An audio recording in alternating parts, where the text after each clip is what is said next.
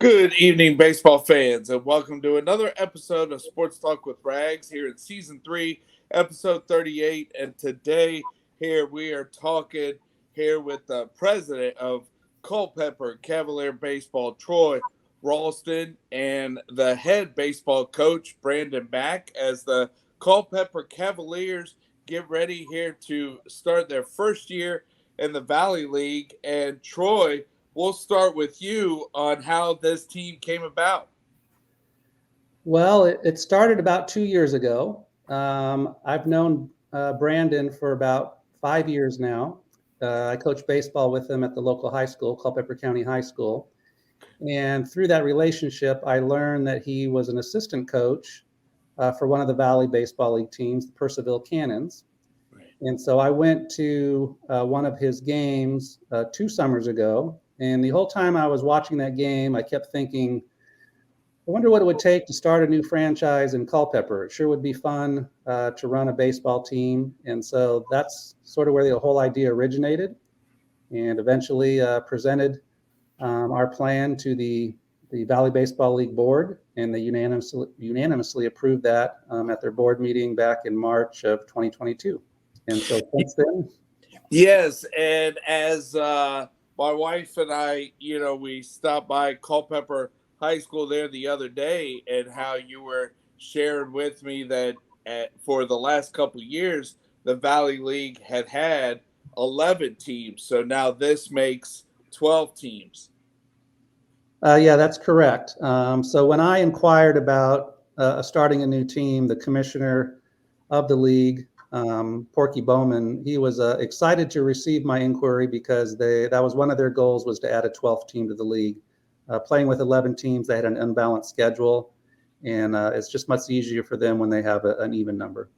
Right, and Brandon, I mean, so you and Troy, know each other, but what's your excitement here with being part of a team here with the first year here for summer collegiate baseball? Um, I'm really excited. It's one of those things. I've been a Culpeper resident my whole life, and they've never had anything like this in Culpeper. And I've been a part of the Valley League, for 6+ seasons. Right. I think this season will be my 7th season altogether. And it's one of those things. It's exciting to bring kids in that type of talent that Culpeper hasn't really ever seen before. And I'm excited, and I know people are excited about it. Yes, yeah, and then also your assistant coaches. I see that one is Josh Gardner here, who had a great career when he played at Radford. Yeah, Josh is going to help us out this year, and I don't know how big of a commitment he can make, but I know he's going to be there at least a little bit of the time. Me and Josh grew up playing high school ball together. He's a couple years younger than me, but it's something that it's good that he's a part of. He's probably the biggest name as far as baseball to come out of Culpeper County. And it was funny today. We had a kid from Radford. He was sitting there and he was saying, is Josh coaching the team? And I was like, yeah, he is. And he's like, oh, cool. He played with my older brother at Radford, so right. It's pretty awesome. So yeah, it's definitely a small world here around the game of baseball. So, but and then Brandon, anybody else helping here with the team? So we have Nate Yates. He's a younger cat. Very energetic, brings a lot of energy to the team itself, and he's one of those guys that literally he's a Culpeper kid too. Played baseball in Culpeper, played baseball at Eastern View High School, matter of fact, and I actually coached him. So it's yeah, it's I'm getting old, man. But it's one of those things. He came through and he helped us a little bit with our high school program at Culpeper County High School. And I like the way he did things. He's one of those coaches. Like I said, he's constantly on the field. He's constantly giving the kids feedback. He loves to coach and he loves to do the job. And then another coach that we have on staff is my brother, Trevor Mack.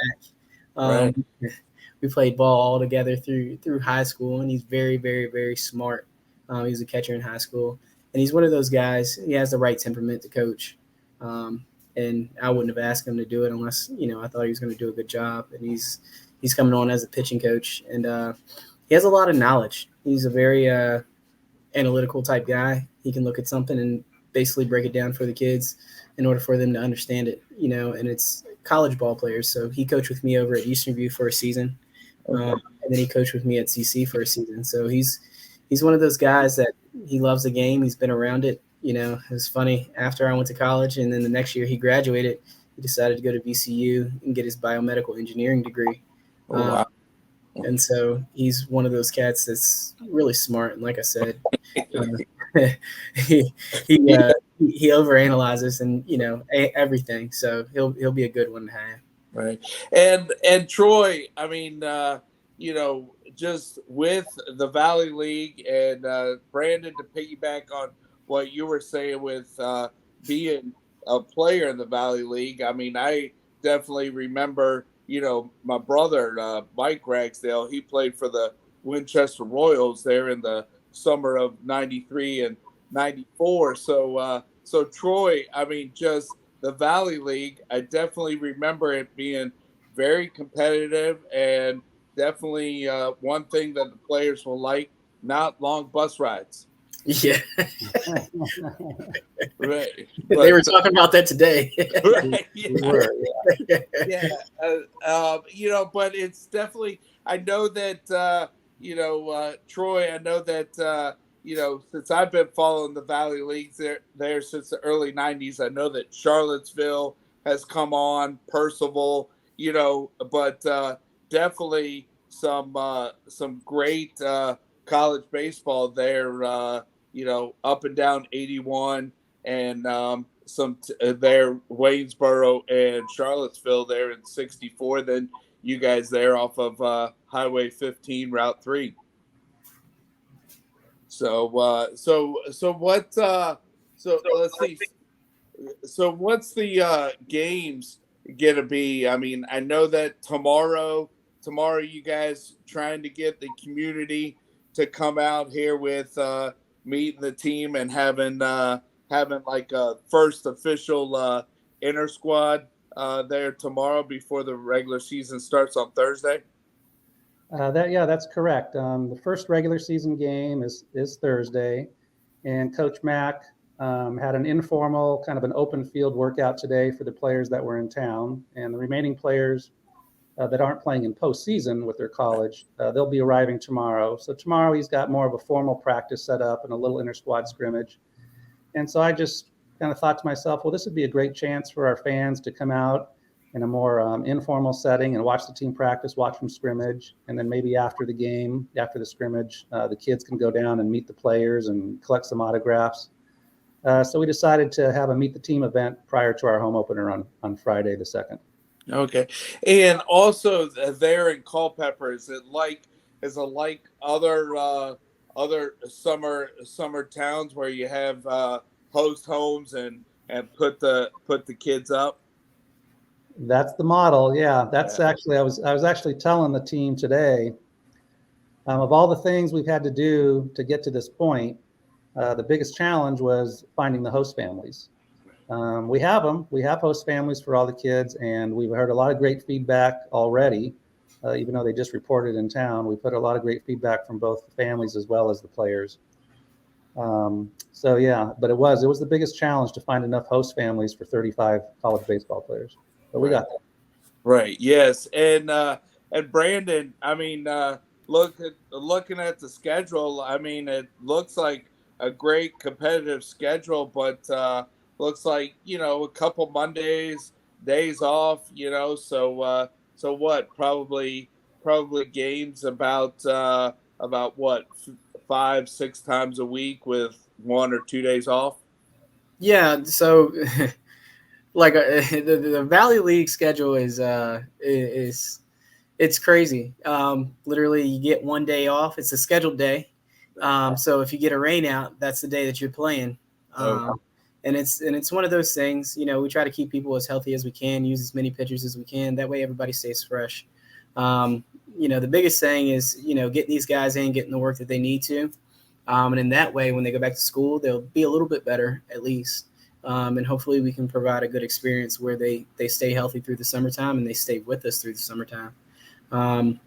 It's a grind. It really is, especially in the month of July. So we're up for it, though. Yeah. So Thursday's the first game, and I think that's at Winchester. But then on Friday, you guys have your first regular season home game. Yeah, that's exciting. It's one of those things. I told Troy, I said, I think you're going to have a good crowd on Friday night. Just from people being curious to see what exactly the Valley League is all about. This is the first time Valley Leagues has ever been close to Culpeper. Right. There have been teams like in Madison and in Fauquier. But the biggest thing about that, it's been a while since they've had teams. So we might even get some Madison and Fauquier people that come over and want to see, a good college game. So I told Troy to expect a bigger crowd than he thought. So You want to say what that number was? I told him like 5 or 7, right? I think you said there's going to be 1,000 people there. Yeah, that's it. Yeah. I would fall over if there was 1,000. Well, I said, don't be surprised. If there is 1,000 people, I think there's a lot of people that want to see what it's all about. So, right.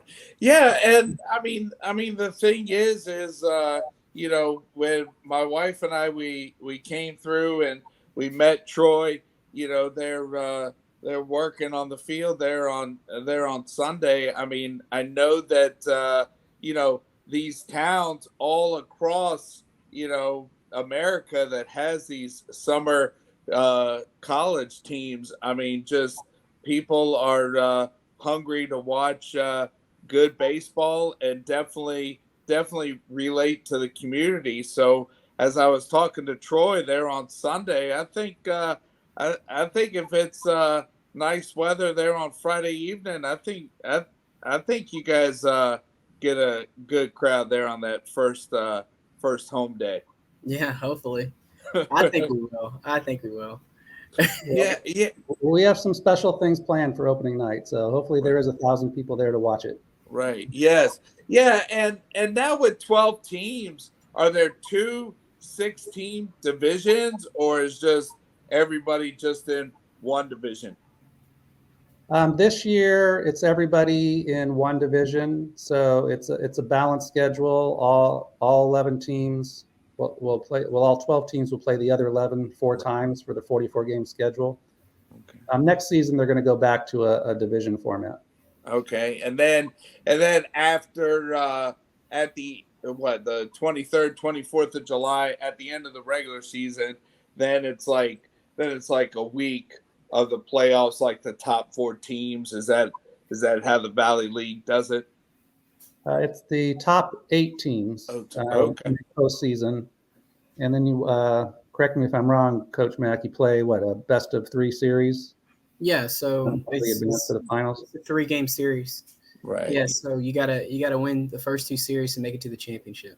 Right. So if you make it to the postseason, then you're probably playing, either to the end of July or maybe the first couple of days of August.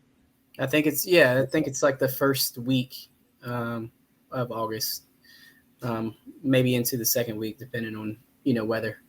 Right.